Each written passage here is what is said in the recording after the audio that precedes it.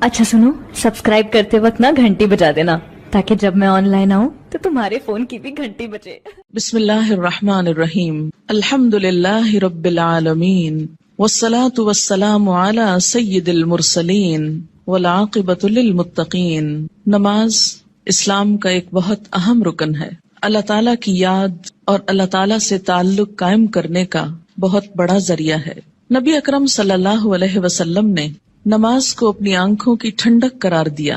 नमाज का वक्त होता तो आप सल्लल्लाहु अलैहि वसल्लम हजरत बिलाल रजी अल्लाह ताला अन्हु को इन अल्फाज के साथ आजान देने का हुक्म फरमाते, अक़िमिस सलात या बिलाल अरिहना बिहा।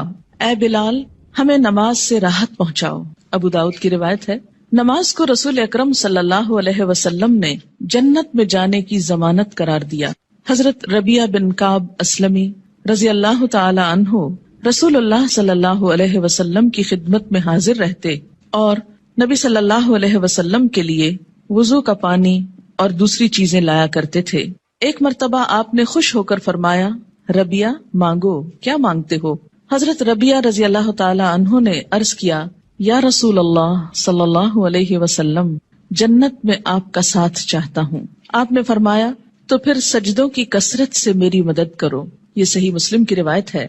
यानी अगर तुम्हारे नामा अमाल में सजदे ज्यादा हुए तो मेरे लिए तुम्हारी सिफारिश करना आसान हो जाएगा।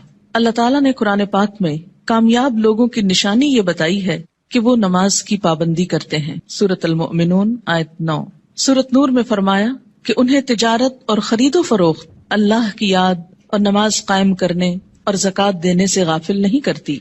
अल्लाह ताला ने नमाज को इकामत दीन की तमाम तर जिद्दोजहद का हासिल करार दिया। इरशाद बारी ताला है, अगर हम इन्हें जमीन में इक्तदार बख्शें, यानी मुसलमान जमीन में उरूज को पहुँचे, ताकतवर हों, तो वो नमाज कायम करेंगे, यानी लोगों को अल्लाह के आगे झुकाएंगे, ज़कात अदा करेंगे, नेकी का हुक्म देंगे और बुराई से मना करेंगे। ये एक इस्लामी हुकूमत की बुनियादी खुसूसियात हैं। तकलीफ, दुख और रंज के वक्त मोमिन का यही सबसे बड़ा सहारा है। इरशाद बारी ताला है, ऐ लोगो जो ईमान लाए हो, अल्लाह से सब्र और नमाज के साथ मदद मांगो। हजरत इब्राहिम अलैहिस्सलाम अल्लाह ताला के हुक्म पर अपने अहलो अयाल को बैतुल हराम के पास बेआबो गयाह जगह पर ले आए तो बारगाह रब्बुल इज्जत में ये दुआ की कि मेरे रब, मुझे और मेरी औलाद को नमाज कायम करने वाला बना। हजरत इस्माइल अलैहिस्सलाम के जिन औसाफ का जिक्र कुरान पाक में आता है, उनमें से एक ये भी है, वो अपने घर वालों को नमाज और ज़कात का हुक्म देते थे। आप सल्लल्लाहु अलैहि वसल्लम को भी इस बात का हुक्म दिया गया कि आप अपने अहलो अयाल को नमाज का हुक्म दें और खुद भी उसके पाबंद रहें। कुरान करीम से हिदायत हासिल करने वाले खुशनसीब लोगों की अल्लाह ताला ने जो निशानियां बताई हैं, उनमें से एक निशानी ये भी है कि वो नमाज कायम करने वाले लोग हैं। ज़ालिकल किताबु ला रैब फीह हुदल लिल मुत्तकीन अल्लज़ीना युमिनून बिल गैबि व युकीमूनस सलात। नमाज में गफलत, काहिली और सुस्ती से काम लेने को अल्लाह ताला ने मुनाफिकीन की निशानी बताया है कि इज़ा कामू इलस सलाति कामू कुसाला, कि मुनाफिक जब नमाज के लिए उठते हैं तो सुस्ती के साथ उठते हैं। युराऊन अन्नास, महज लोगों को दिखाने के लिए। वला यज़कुरून अल्लाह इल्ला कलीला, और अल्लाह को बहुत कम ही याद करते हैं, यानी इनको नमाजों में भी खुदा याद नहीं आता। सूरत माऊन में अल्लाह ताला ने उन नमाजियों के लिए हलाकत और तबाही बताई जो नमाज के मामले में गफलत और बेपरवाही से काम लेते हैं। फवैलुल लिल मुसल्लीन अल्लज़ीना हुम अन सलातिहिम साहून। कुरान पाक में अल्लाह ताला ने अक़वाम की तबाही और हलाकत का असल सबब तर्क नमाज बताया। इरशाद बारी ताला है, अल्लाह के फर्मा बरदार बंदों के बाद ऐसे नालायक लोग उनके जानशीन हुए जिन्होंने नमाज को जाया किया और दुनिया के मजे उड़ाने में लग गए। ऐसे लोग अनकरीब गुमराही के अंजाम से दोचार होंगे, यानी दुनिया में भी उसका नुकसान उठाएंगे और आखिरत में भी खसारे में मुब्तला होंगे। क़यामत के रोज जहन्नमियों का एक गिरोह जहन्नम में जाने का एक सबब ये बयान करेगा कि लम नकु मिनल मुसल्लीन, हम नमाज पढ़ने वालों में से न थे। हालत अमन हो या हालत खौफ, गर्मी हो या सर्दी, तंदुरुस्ती हो या बीमारी, हत्ता के जिहाद और क़िताल के मौके पर ऐन मैदान जंग में भी ये फर्ज साक़ित नहीं होता। रसूल अकरम सल्लल्लाहु अलैहि वसल्लम 5 फर्ज नमाजों के अलावा नमाज तहज्जुद, नमाज इशराक, नमाज चाश्त, तहियतुल वुदू, तहियतुल मस्जिद का भी एहतमाम फरमाते थे और फिर खास खास मौके पर اپنے رب کے حضور توبہ استغفار کے لیے نماز ہی کو ذریعہ بناتے، یعنی صلاۃ توبہ. خسوف ہو یا کسوف یعنی سورج گرہن اور چاند گرہن تو مسجد تشریف لے جاتے، زلزلہ یا آندھی آتی تو مسجد تشریف لے جاتے، طوفان باد و باران ہوتا تو مسجد تشریف لے جاتے، فاقے کی نوبت آتی تو مسجد تشریف لے جاتے، کوئی پریشانی اور تکلیف ہوتی تو مسجد تشریف لے جاتے، سفر سے واپسی ہوتی تو پہلے مسجد تشریف لے جاتے پھر گھر پلٹتے، بارش نہ ہوتی تو بھی نماز ادا کرتے. گویا ہر غم، دکھ اور تکلیف کے موقع پر نماز. آج ہم میں سے بہت سے لوگ طرح طرح کے وظائف کرنے کے لیے گھنٹوں خود کو وقف کرتے ہیں، لیکن 2 رکعت نماز ان پر بہت بھاری ہوتی ہے. حیات طیبہ کے آخری دنوں میں بیماری کی حالت میں بھی نبی صلی اللہ علیہ وسلم کو جس چیز کی سب سے زیادہ فکر تھی وہ نماز تھی. وفات مبارک سے چند یوم قبل تیز بخار کی وجہ سے آپ پر غنودگی کی حالت طاری تھی. عشاء کے وقت آنکھ کھلی تو سب سے پہلے یہ سوال کیا، کیا لوگوں نے نماز پڑھ لی ہے؟ یعنی سب سے زیادہ جس بات کی فکر تھی وہ کیا؟ نماز. عرض کیا گیا نہیں، آپ ہی کا انتظار ہے. سرور عالم صلی اللہ علیہ وسلم نے پھر اٹھنا چاہا تو بے ہوش ہو گئے. جب آنکھ کھلی تو زبان مبارک سے پھر وہی الفاظ نکلے، کیا لوگوں نے نماز پڑھ لی ہے؟ عرض کیا گیا نہیں، آپ ہی کا انتظار ہے. تیسری مرتبہ اٹھنے کی کوشش میں پھر غشی طاری ہو گئی. افاقہ ہونے پر ارشاد فرمایا، ابو بکر نماز پڑھائیں. وفات مبارک سے چند لمحے پہلے آپ نے امت کو جو آخری وصیت فرمائی وہ یہ تھی، الصلاۃ الصلاۃ وما ملکت ایمانکم، یعنی مسلمانوں نماز نماز اور اپنے غلاموں کا ہمیشہ خیال رکھنا. یعنی ایک طرف حقوق اللہ اور دوسری طرف حقوق العباد، بندوں میں سے سب سے زیادہ محروم مخلوق غلام. نماز بذات خود جتنی اہم ہے، طریقہ نماز بھی اسی قدر اہم ہے. نماز کے بارے میں حکم صرف یہی نہیں کہ اسے ادا کرو، بلکہ حکم یہ بھی ہے کہ اس طرح ادا کرو جس طرح مجھے ادا کرتے دیکھتے رہے ہو. ایک حدیث مبارک میں کچھ یوں آتا ہے کہ قیامت کے روز حقوق اللہ میں سے سب سے پہلے نماز کا حساب لیا جائے گا. جس کی نماز درست طریقے سے پڑھی گئی ہوگی وہ کامیاب و کامران ہوگا، اور جس کی نماز بگاڑی گئی ہوگی وہ ناکام و نامراد ہوگا. اس سے کیا پتہ چلتا ہے کہ قیامت کے روز صرف یہی نہیں پوچھا جائے گا کہ نماز پڑھی یا نہیں، بلکہ یہ بھی دیکھا جائے گا کہ کس طریقے سے پڑھی، کیا اس میں ان تمام امور کا لحاظ رکھا گیا جن کی پابندی ضروری تھی، سنت کے مطابق تھی یا نہیں. اس سے یہ اندازہ لگانا مشکل نہیں کہ ادائیگی نماز کے ساتھ ادائیگی نماز کا طریقہ بھی بہت ضروری ہے. جو مسائل آگے بیان کیے جائیں گے وہ کسی خاص فقہی مسلک کو سامنے رکھ کر نہیں، اور نہ ہی کسی مسلک کو صحیح یا غلط ثابت کرنے کے لیے یہ مجموعہ مرتب کیا گیا ہے، بلکہ پیش نظر صحابہ کرام کا وہ طریقہ ہے جس میں ایک صحابی حضرت حذیفہ رضی اللہ تعالی عنہ نے ایک آدمی کو نماز پڑھتے دیکھا جو رکوع اور سجود پورے نہیں کر رہا تھا. جب وہ آدمی نماز سے فارغ ہوا تو حضرت حذیفہ رضی اللہ تعالی عنہ نے اسے بلا کر کہا، تم نے نماز نہیں پڑھی، اور اگر اسی طرح کی نماز پڑھتے پڑھتے مر گئے تو طریقہ اسلام کے خلاف مرو گے. یعنی اگر رکوع سجدہ صحیح طور پر ادا نہیں ہوا مکمل طور پر تو وہ نماز پھر نماز نہیں، ایک مذاق ہے نماز کا. ایک دوسرے صحابی حضرت عبداللہ بن عباس رضی اللہ تعالی عنہ نے ایک شخص کو نماز عید سے پہلے نفل پڑھتے دیکھا تو اسے منع کیا. وہ کہنے لگا، اللہ تعالیٰ مجھے نماز پڑھنے پر عذاب نہیں کرے گا. حضرت عبداللہ بن عباس نے فرمایا، اللہ تعالیٰ تجھے سنت رسول صلی اللہ علیہ وسلم کی مخالفت کرنے پر ضرور عذاب دے گا، کیونکہ آپ نے کبھی نماز عید سے پہلے عیدگاہ میں نفل نہیں پڑھے تھے. ایسے کاموں سے کیوں اتنی شدت سے روکا گیا؟ کیونکہ اس سے دین بوجھل ہو جاتا ہے. اگر ایک شخص ایک رو میں آ کے کرتا ہے، دوسرا اس کو دیکھ کے کل ایک پورا وہ طریقہ بن جائے گا اور لوگ اس کو اپنے لیے لازم قرار دے دیں گے اور بلا وجہ دین کو بھاری کر لیں گے. ایک اور صحابی حضرت عمارہ بن رویبہ رضی اللہ تعالی عنہ نے خطبہ جمعہ کے دوران حاکم وقت کو ممبر پر ہاتھ بلند کرتے دیکھا تو کہا، اللہ خراب کرے ان ہاتھوں کو. میں نے رسول اللہ صلی اللہ علیہ وسلم کو دیکھا ہے کہ اس سے زیادہ نہ کرتے تھے. یعنی جمعے کے خطبے کا بھی ایک خاص سٹائل ہونا چاہیے، اور اپنی انگشت شہادت سے اشارہ کیا کہ انگلی سے زیادہ آپ خطبے کے دوران ہاتھوں کو نہیں اٹھاتے تھے. آج آپ دیکھیے اس سنت کی جب مخالفت ہوتی ہے تو اس کا نتیجہ کیا نکلا ہے کہ لوگ دین سے ہی بھاگنا شروع ہو گئے، کیونکہ بتانے والوں کا انداز اور سٹائل اور بیٹھنا اور گفتگو کرنا یہ سب کچھ دین کے یا حق میں جاتا ہے یا خلاف جاتا ہے. سنت رسول صلی اللہ علیہ وسلم سے محبت کا یہی جذبہ ہم سب کا مذہب ہے، اور اسی جذبے کے تحت یہ احادیث پیش کی جا رہی ہیں. صحابہ کرام کے مذکورہ بالا طرز عمل سے یہ بھی معلوم ہوتا ہے کہ جن مسائل کو ہم فروعی، اختلافی اور غیر اہم سمجھتے ہوئے نظر انداز کر دیتے ہیں، صحابہ کرام کے نزدیک ان کی کتنی اہمیت تھی۔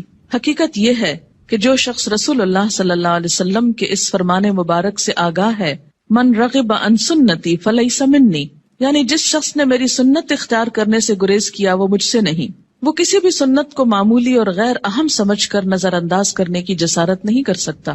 ہمارے ہاں یہ ٹرینڈ بہت عام ہو گیا ہے کہ جو تو قرآن میں لکھا ہے یا جو فرض کے درجے میں ہے وہ تو ہم کر لیں، اور سنت وہ تو معمولی چیز ہے، کوئی فرض تھوڑی ہے، اور ہم نے دیکھا ہے سعودی عرب میں لوگ ایسا نہیں کرتے اور فلاں ملک کے لوگ ایسا نہیں کرتے۔ تو یاد رکھیے کہ ہمارے لیے نہ سعودی عرب کے لوگ کوئی مثال ہیں اور نہ کسی اور ملک کے، ہمارے لیے تو مثال 1400 سال پیچھے جاتی ہے نبی اکرم صلی اللہ علیہ وسلم کی ذات میں۔ سب سے پہلے نماز کے لیے نیت کا درست ہونا ضروری ہے، کیونکہ نیت کے بغیر اگر کوئی شخص وہ تمام ایکشنز کرے جو نماز کے ہوتے ہیں تو اس کی نماز نہ ہوگی۔ کسی بھی عمل کے اجر و ثواب کا دار و مدار نیت پر ہے۔ حضرت عمر بن خطاب رضی اللہ تعالی عنہ کہتے ہیں، میں نے رسول اللہ صلی اللہ علیہ وسلم کو فرماتے ہوئے سنا کہ اعمال کا دار و مدار نیت پر ہے، ہر شخص کو وہی ملے گا جس کی اس نے نیت کی، لہٰذا جس نے دنیا حاصل کرنے کی نیت سے ہجرت کی اسے دنیا ہی ملے گی، جس نے کسی عورت سے نکاح کرنے کی غرض سے ہجرت کی اسے عورت ہی ملے گی، بس مہاجر کی ہجرت کا صلہ وہی ہے جس کے لیے اس نے ہجرت کی۔ یعنی ہجرت جیسا بڑا نیکی کا کام بھی زیادہ فائدہ مند نہیں اگر اللہ کے لیے نہ ہو۔ فتنہ دجال سے بھی بڑا فتنہ دکھاوے کی نماز ہے، دکھاوے کی نماز۔ عن ابی سعید رضی اللہ عنہ قال خرج علینا رسول اللہ صلی اللہ علیہ وسلم ونحن نتذاکر المسیح الدجال فقال الا اخبرکم بما هو اخوف علیکم عندی من المسیح الدجال فقلنا بلا یا رسول اللہ صلی اللہ علیہ وسلم قال الشرک الخفی ان یقوم الرجل فیصلی فیزید صلاته لما یرى من نظر رجل رواہ ابن ماجہ۔ حضرت ابو سعید رضی اللہ عنہ کہتے ہیں کہ ہم مسیح دجال کا ذکر کر رہے تھے، اتنے میں رسول اللہ صلی اللہ علیہ وسلم تشریف لائے اور فرمایا، کیا میں تمہیں دجال کے فتنے سے زیادہ خطرناک بات سے آگاہ نہ کروں؟ ہم نے عرض کیا، ضرور یا رسول اللہ صلی اللہ علیہ وسلم۔ آپ نے فرمایا، شرک خفی یعنی خفیہ شرک جس کو پروناؤنس نہ کیا جائے لیکن وہ دل میں چھپاؤ، یہ دجال سے بھی زیادہ خطرناک ہے، اور وہ یہ ہے کہ ایک آدمی نماز کے لیے کھڑا ہو اور نماز کو اس لیے لمبا کرے کہ کوئی آدمی اسے دیکھ رہا ہے، یعنی تنہائی میں نماز پڑھے تو چھوٹی سی پڑھ لے، قل هو اللہ پڑھ کے ختم کر دے، اور اگر لوگوں کے بیچ میں پڑھ رہا ہے، لوگوں کے ساتھ پڑھ رہا ہے تو صرف اس لیے لمبی کر دے کہ لوگ دیکھیں گے تو پھر ان کے نزدیک میں بہت نیک کہلاؤں گا۔ اسے شرک بھی کہا گیا، یعنی شرک خفی، اور اسے دجال کے فتنے سے زیادہ بدترین چیز قرار دیا گیا۔ اور یہ بندوں کو بھی دھوکہ دینا ہے اور اللہ کو بھی۔ منافقین کی ایک صفت ہم نے قرآن پاک میں پڑھی تھی کہ یخادعون اللہ والذین آمنوا، یعنی اپنے ساتھ والوں کو دھوکہ دینے کی بات ہے نا، کہ وہ سمجھیں گے کہ میں اتنا اچھا نمازی ہوں جبکہ ہوں نہیں، تنہائی میں پڑھوں تو کچھ اور پڑھتا ہوں۔ وما یخدعون الا انفسهم، ایسے لوگ محض اپنے آپ ہی کو دھوکہ دیتے ہیں۔ تو جیسی ہم اکیلے میں پڑھتے ہیں ویسی اگر سب کے سامنے پڑھ لیں گے تو کوئی ہم کو نہیں مارے گا، ہو سکتا ہے کوئی نوٹس بھی نہ کر رہا ہو ہم کیا کر رہے ہیں، کسی کو اتنی فرصت کہاں کہ وہ سب اپنے کام چھوڑ کے صرف یہ دیکھے کہ اس کی نماز کتنی لمبی اور چھوٹی۔ یہ محض شیطان کا خیال ہوتا ہے جو ہمارے نیک عمل کو بھی برباد کر دیتا ہے۔ دکھاوے کی نماز شرک ہے۔ ان شداد ابن اوس رضی اللہ عنہ قال سمعت رسول اللہ صلی اللہ علیہ وسلم یقول من صلی یرائی فقد اشرک ومن صام یرائی فقد اشرک ومن تصدق یرائی فقد اشرک، رواہ احمد۔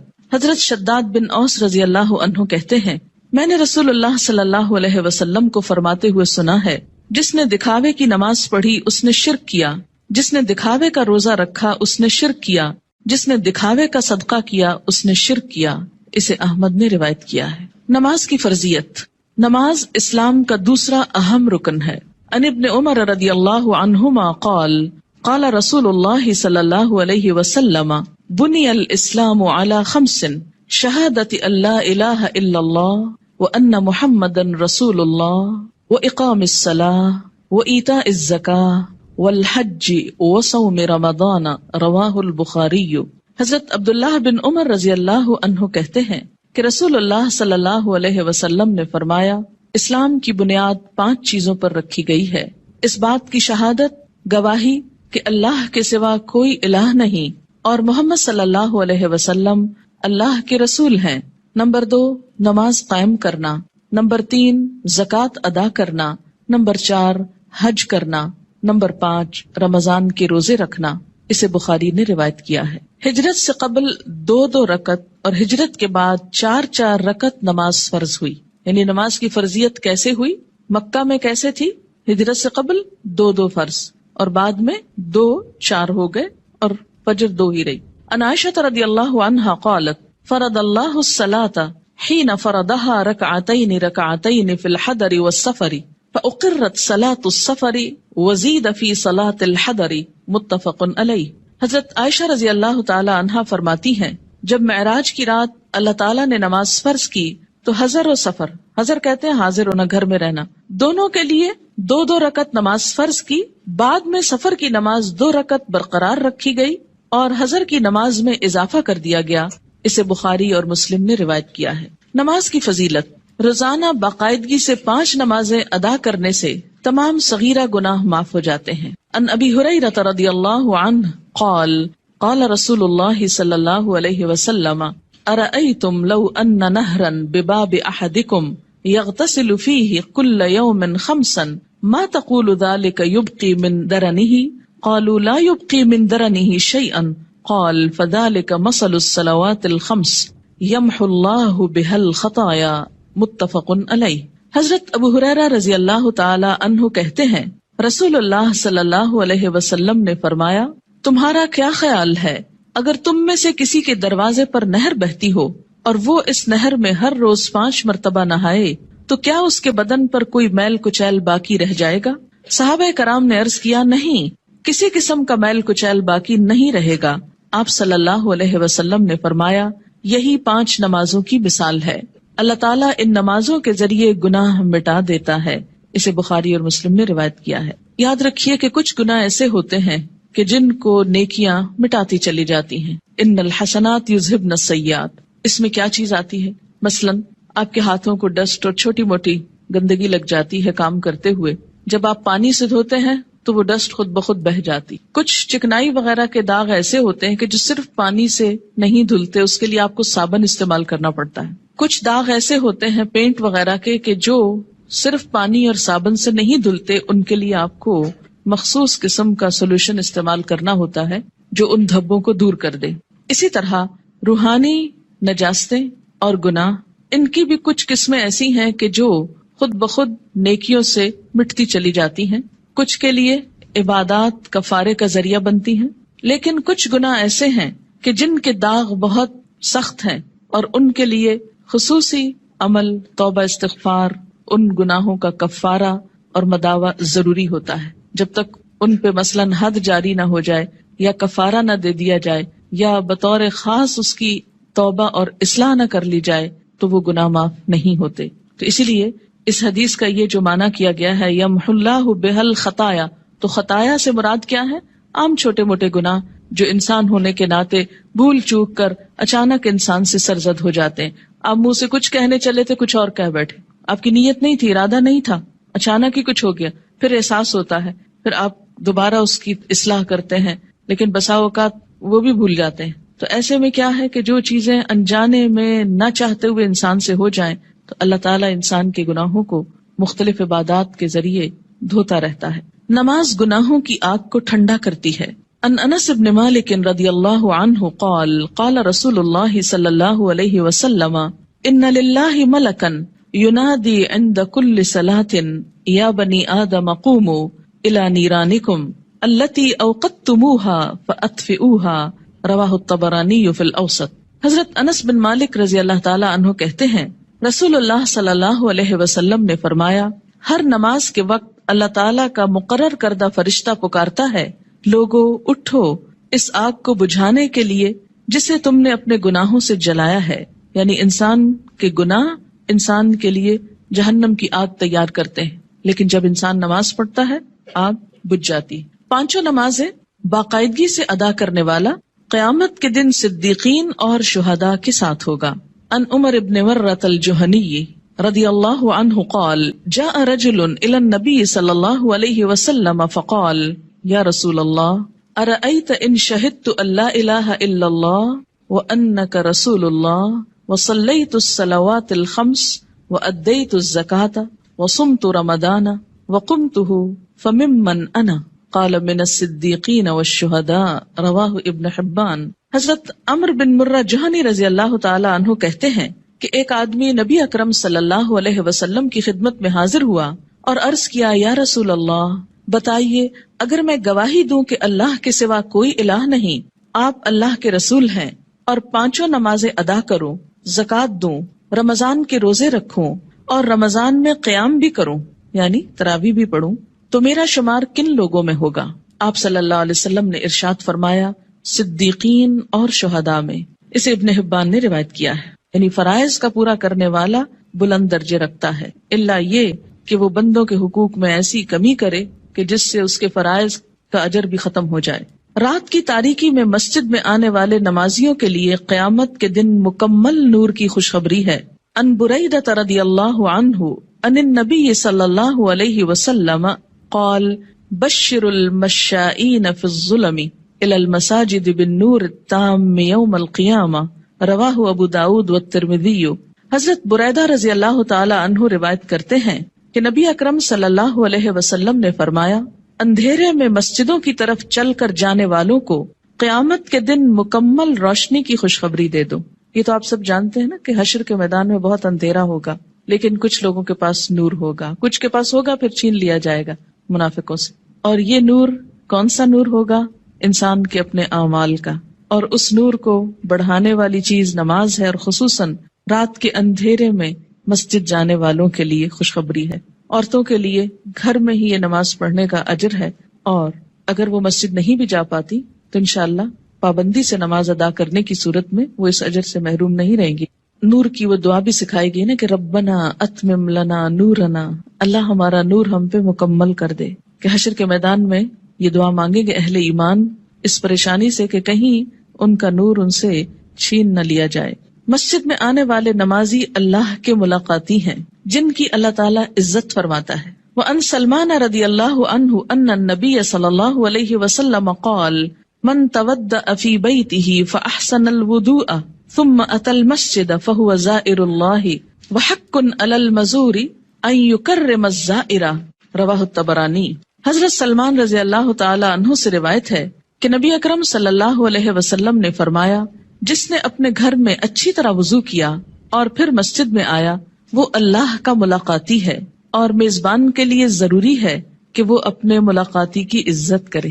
قیامت کے دن ایسے لوگوں کو عزت کے ساتھ جنت میں رکھا جائے گا، عزت کا لباس پہنایا جائے گا اور عزت کا مقام دیا جائے گا۔ وَلَهُمْ أَجْرٌ کریم کی جو بات آتی ہے، کریم عزت والا۔ نماز کی اہمیت۔ بے نماز کا انجام قارون، فرعون، حامان اور ابی ابن خلف کے ساتھ ہوگا۔ ان عبداللہ ابن عمرو بن العاص رضی اللہ عنہما ان النبی صلی اللہ علیہ وسلم انہ ذکر الصلاة یوما فقال من حافظ علیہا كانت له نورا وبرهانا ونجاة يوم القيامة ومن لم يحافظ عليها لم يكن له نورا ولا برهانا ولا نجاة وكان يوم القيامة مع قارون وهامان وفرعون وأبي بن خلف رواہ ابن حبان۔ حضرت عبداللہ بن عمرو بن العاص رضی اللہ تعالی عنہ کہتے ہیں کہ نبی اکرم صلی اللہ علیہ وسلم نے ایک دن نماز کا ذکر کرتے ہوئے فرمایا جس شخص نے نماز کی حفاظت کی اس کے لیے نماز قیامت کے روز نور، برہان اور نجات کا سبب ہوگی، اور جس نے نماز کی حفاظت نہ کی اس کے لیے نہ نور ہوگا، نہ برہان، نہ نجات۔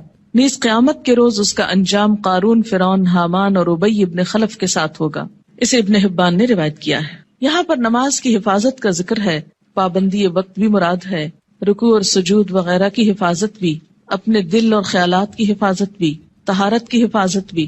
تو ایسی نماز پڑھنے والے کی اللہ تعالیٰ بھی حفاظت فرمائیں گے، اور قیامت کے دن اس کے لیے یہ نماز سراسر فائدے کا سبب ہوگی۔ اور اگر نہیں تو ایسا شخص فرعون، قارون جو مال کی محبت میں گرفتار تھا، کیونکہ عموماً انسان نمازوں کی پرواہ کیوں نہیں کرتا؟ مال کی محبت میں گرفتار ہو کر۔ فرعون حکومت اور جاہ و مال کی وجہ سے، تکبر کی وجہ سے۔ حامان جو اس کا مشیر تھا جو فرعون کی خوشنودی حاصل کرنے کے لیے اسی کے دین پر تھا اور اسی کا مددگار اور وزیر تھا. آج بھی دنیا میں بہت سے ایسے لوگ ہیں جو اپنے بڑوں کی خوشنودی حاصل کرنے کے لیے اپنے کسی باس کی یا کسی بڑے کی اس کا کام کرتے کرتے یا اس کی خوشامد کرتے کرتے اللہ تعالیٰ کا یہ حق بھول جاتے ہیں. اور اسی طرح ابی ابن خلف اسلام دشمنوں میں سے تھا، یعنی ایسا شخص جو نماز کی حفاظت نہ کرے پھر اسے صدیقین اور شہداء کے ساتھ ہونے کی بجائے ایسے مجرموں کے ساتھ رکھا جائے گا. اسلام اور کفر کے درمیان حد فاصل نماز ہے. عن جابر رضی اللہ عنہ قال قال رسول اللہ صلی اللہ علیہ وسلم بین الرجل و بین الشرک والکفر ترک الصلاۃ رواہ مسلم. حضرت جابر رضی اللہ عنہ سے روایت ہے کہ رسول اللہ صلی اللہ علیہ وسلم نے فرمایا آدمی اور شرک یا کفر کے درمیان حد فاصل ترک نماز ہے، یعنی نماز کا پڑھنا یا چھوڑنا اس کو ایک طرف یا دوسری طرف لے آتا ہے. اسے مسلم نے روایت کیا ہے. مثلاً ایک شخص مسلمان ہے، اسلام کی حفاظت میں ہے، یہ حفاظت جو ہے یہ نماز کے ساتھ ہے، یا یوں کہیے کہ نماز ہی کی یہ باؤنڈری. جب کوئی شخص نماز نہیں پڑھتا، اس عہد کو توڑتا ہے تو وہ کٹ جاتی ہے ڈور جس سے وہ محفوظ تھا، اور اس کے بعد وہ اسلام کی حدوں سے نکل کر کفر کے قریب ہو جاتا ہے یا اس میں داخل ہو جاتا ہے. 10 برس کی عمر میں اگر بچہ نماز کا عادی نہ بنے تو اسے مار کر نماز پڑھوانی چاہیے، یعنی سختی کی جا سکتی ہے.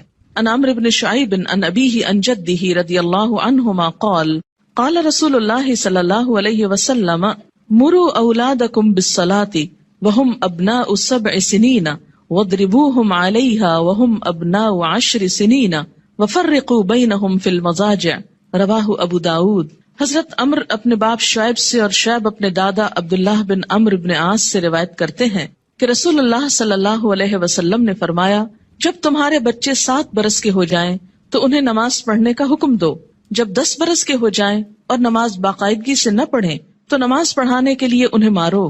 نیز 10 برس کی عمر کے بچوں کو علیحدہ علیحدہ بستروں پر سلاؤ. اسے ابو داؤد نے روایت کیا ہے. 10 سال کی عمر تک بچے کی عادتیں پختہ ہو جاتی. اگر اس عمر میں والدین کچھ محنت کر لیں، تکلیف کر لیں تو باقی زندگی میں پھر آسانی ہو جائے گی، کیونکہ والدین سے پوچھا جائے گا بچوں کی تربیت کے بارے میں. قرآن پاک میں اللہ تعالیٰ فرماتے ہیں یا ایھا الذین آمنوا قوا انفسکم واہلیکم نارا، اے لوگو جو ایمان لائے ہو بچاؤ اپنے آپ کو اور اپنے اہل و عیال کو آگ سے. ہم سمجھتے ہیں ایمان اور آگ، ہم نے تو کلمہ پڑھ لیا ہمیں آگ کیوں چھوئے گی. اللہ تعالیٰ ایمان والوں ہی سے فرما رہے ہیں کہ اپنے آپ کو اور اپنے بچوں کو، بیوی کو، گھر والوں کو، اہل و عیال کو آگ سے بچاؤ، یعنی ان کی اسلامی خطوط پر تربیت کرو تاکہ وہ اللہ کے بندے بن کر زندگی بسر کر سکیں. اگر کوئی شخص اس سلسلے میں کوتاہی کرتا ہے تو اس سے پوچھ ہوگی. بہرحال یہاں 7 برس کی عمر سے نماز کی ابتدا کا حکم ہے. اس سے پہلے بچوں کو تکلیف نہیں دینی چاہیے. اگر خود شوق سے کچھ کرتے ہیں، مثلاً ماں نماز پڑھی ساتھ آ کے سجدے کرتے ہیں، بیٹھ جاتے ہیں تو ٹھیک ہے، لیکن 7 سال سے پہلے انہیں تکلیف نہیں دینی چاہیے. اس میں ضرور کوئی حکمت ہوگی کہ 7 سال ہی، کیونکہ اس وقت تک بچہ اپنے کام بہت سے خود کرنے کا عادی ہو جاتا ہے، اہل ہو جاتا ہے. 7 سال کے کم عمر بچے کو مثلا 6 سال میں آپ کو ہاتھ بھی دھلانے ہیں، آپ کو منہ بھی دھلانا ہے، تو ماؤں کے لیے ایک بہت تکلیف ہو جاتی. لیکن عام طور پر 7 سال کا بچہ اپنے یہ کام خود کو واش کر سکتا ہے، خود کو صاف کر سکتا ہے، نہا سکتا ہے، وضو کر سکتا ہے. تو 7 سال کی عمر میں ابتدا کی جائے اور 3 سال تک نرمی سے اسے نماز کا عادی بنایا جائے. جب 10 سال کا ہو جائے تو پابندی شروع کرا دی جائے، اور اب اگر پابندی نہ کرے تو سختی کی جائے. لیکن انشاءاللہ جو 7 سال سے ابتدا کرا دے گا اس کو 10 سال میں سختی کی ضرورت نہیں رہے گی، اور اس میں آپ پھر تدریج سے کام لے سکتے ہیں. مثلا میں نے اپنے بچوں کے ساتھ یہ کیا کہ ان کو جو 7ویں سال کی جو برتھ ڈے آپ سیلیبریٹ کرتے ہیں تو کیک کھلانے کی بجائے بٹھا کے یہ بتایا کہ نماز کتنی امپورٹنٹ ہے، اور آج سے تم 7 سال کے ہو گئے ہو اور ہم سب مل کر مغرب کی نماز پڑھیں گے. میں نے یہ نہیں کہا کہ تم پڑھو بلکہ ہم پڑھیں گے، اور ساتھ کھڑے ہو کر وضو کروایا، ساتھ کھڑے ہو کر نماز پڑھائی. اس سے بچے کو کچھ بھی مشکل نہیں ہوئی. نماز سے پہلے وضو ایک مشکل کام ہوتا ہے، جو وہ مرحلہ پار کر جائے اس کے لیے اگلا مرحلہ آسان ہو جاتا ہے. تو مائیں اگر وضو کرتے وقت تھوڑا سا وقت 5-7 منٹ لگائیں اور ساتھ وضو کرائیں، اس سے وضو کی بھی اصلاح ہوگی انشاءاللہ، کہ دیکھا جائے گا کہ وہ اپنے کپڑے تو نہیں بھگو رہے یا باتھ روم تو نہیں بھگو رہے. کیونکہ بہت دفعہ دیکھنے میں آتا ہے اب تک کہ بچے تو کیا بڑے بڑے میچور لوگ جب کسی واش روم سے نکلتے ہیں تو سارا واش روم یوں لگتا ہے جیسے کوئی نہا کے نکلا ہو یہاں سے. کبھی سمجھ نہیں آئی کہ اس قدر پانی گرانے کی کہ جو سنک سے باہر زمین پر بھی پورا پھیل جائے اور کپڑے بھی اور سب کچھ گندا کرے، اس کی آخر کیا وجہ ہے اور اس کی ضرورت کیا ہے. جب ہم وضو کرتے ہیں تو نہاتے تو نہیں ہیں، لیکن منظر باتھ روم میں نہانے کا ہی نظر آتا ہے. خیر، اب دیکھیں کہ بچوں کو جب وضو کرائیں تو اس وقت بھی انہیں بتائیں کہ پانی بہت نہیں استعمال کرنا اور کس طریقے سے وہ کریں گے. انشاءاللہ اس کا طریقہ آگے پورا آئے گا، آپ اپنا سب چیک کر لیجئے، بچوں کا بھی کر لیجئے. پھر اس کے بعد یہ کہ ساتھ کھڑا کر کے نماز پڑھیں، کیونکہ تنہا نماز پڑھنے میں کوتاہی ہوتی ہے، مشکل لگتی ہے. جب ساتھ ماں ہوتی ہے تو بچے کو بہت ڈھارس ہوتی اور آسانی سے نماز پڑھ لیتا ہے. ایک آدھ مہینہ آپ صرف ایک ہی نماز پڑھائیں، پھر اس کے بعد عصر کی ساتھ شروع کر لیں، پھر ظہر کی کر لیں. ظہر میں اگر صرف فرض بھی پڑھ لیں تو کافی ہے. پھر اسی طرح عشاء پر لے آئیں، پھر فجر پر. 10 سال کی عمر تک اگر وہ اپنی مرضی سے فجر اٹھ کے پڑھ لیتے ہیں تو کوئی بات نہیں، لیکن 10 سال کے بعد پھر فجر سورج نکلنے سے پہلے، اور پھر آہستہ آہستہ سنت کی رغبت بھی. فجر کی تو سنت خیر پڑھی ہی جائے گی، لیکن باقی نمازوں میں آہستہ آہستہ رغبت، حتیٰ کہ جب بالغ ہوں، 12 سال 13 14 مختلف بچوں کی مختلف بلوغت کی عمر ہوتی ہے، تو اس وقت پھر ان کو دین کی ایسی باتیں ساتھ پڑھائیں کہ جس سے ان کے دل میں سنت پڑھنے کی، نفل پڑھنے کی محبت پیدا ہو جائے اور وہ نماز سے بھاگے نہیں بلکہ نماز سے محبت کرے، ایسی ہی جیسے اللہ کے رسول صلی اللہ علیہ وسلم فرماتے تھے، اٹھو بلال، نماز قائم کرو اور ہمیں راحت پہنچاؤ. کہ نماز ایک خوشی کی خبر بن جائے، نہ کہ ایک پریشانی کی. اور اس میں تھوڑی سی محنت کی ضرورت ہے. اگر کوئی بچہ محنت کے باوجود، کوشش کے باوجود نہ پڑھنے کی طرف آئے تو پھر خصوصی طور پر دعا مانگے. نفل حاجت کے پڑھ کر خصوصی دعا بچے کے لیے مانگے کہ اللہ تعالیٰ اس کے لیے یہ کام آسان کر دے اور اس کے دل میں یہ محبت پیدا کر دے. آپ دیکھیں کہ اگر آپ بچوں کو نماز کا عادی کر دیں گے تو آپ کو کتنا